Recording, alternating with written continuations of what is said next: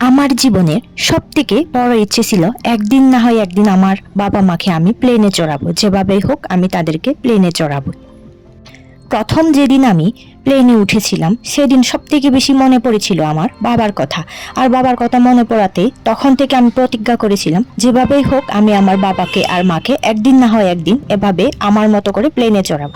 ছোটবেলা থেকে যাই হোক তারা আমাকে সেই পরিবেশটা দিতে না পারলেও এখন যেহেতু আমি সেই পরিবেশে উপযুক্ত হয়েছি, তখন আমার চেষ্টা করা দরকার যে বাবা মাকে একবার হলেও আমি যেই পরিবেশে চলতেছি সেই পরিবেশটা তাদেরকেও দেওয়ার মতো। বাবা মায়েরা চায় সন্তানদের জন্য সবথেকে সর্বশ্রেষ্ঠ উপহার দেওয়ার জন্য, সন্তানদের ভালো করে মানুষ করার জন্য সব দিক দিয়ে তারা কিন্তু অনেক কষ্ট করে, কিন্তু আমার কপালে সেই ভাগ্যটা ছিল না।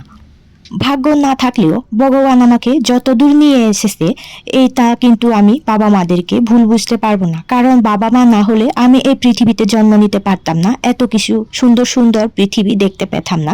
যার কারণে সব সময় মনে করি যদিও আমার ভাগ্যটা ভালো ছিল না, এখন যেভাবে চলছি এটাই আমি ভালো মনে করি। তারপরেও মনে মনে আফসোস হয়, কিন্তু আফসোস হয় কি, যদি আমি ছোটবেলা থেকে একটু বাবা মায়ের ভালোবাসা একসাথে পেতাম, যদি পরিবেশটা ভালো পেতাম, তাহলে হয়তো আমি এর থেকে আরো বেশি উপরে যেতে পারতাম। কিন্তু সবসময় মনের মধ্যে এই জিনিসটা ঘুরপাক খায়। একটা কথা আছে না, জন্ম হোক যথাযথা, কর্ম হোক ভালো।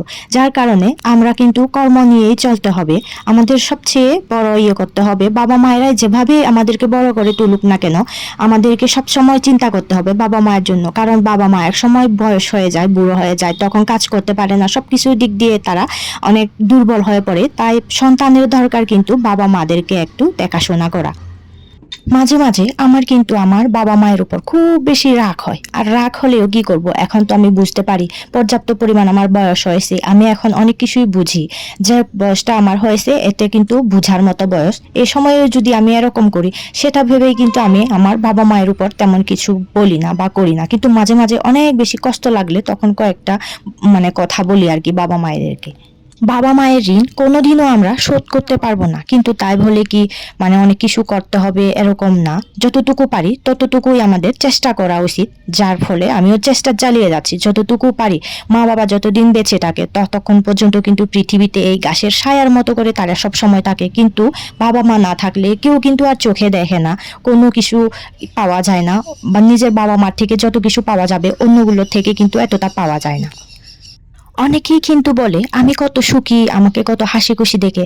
আসলে কি জানেন তো, সবসময় কিন্তু দুঃখগুলো প্রকাশ করা যায় না। অনেকেই কিন্তু দুঃখগুলোকে ভিতরে একদম আটকে রাখে, চেপে রাখে।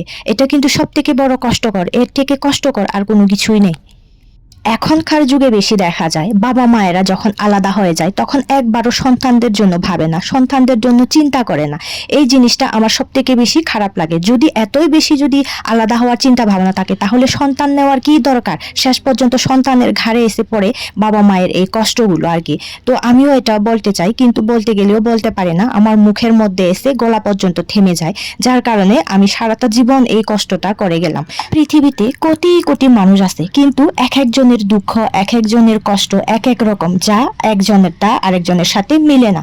এভাবেই হচ্ছে পৃথিবীটা সাজানো আর কি। আর কি বলবো।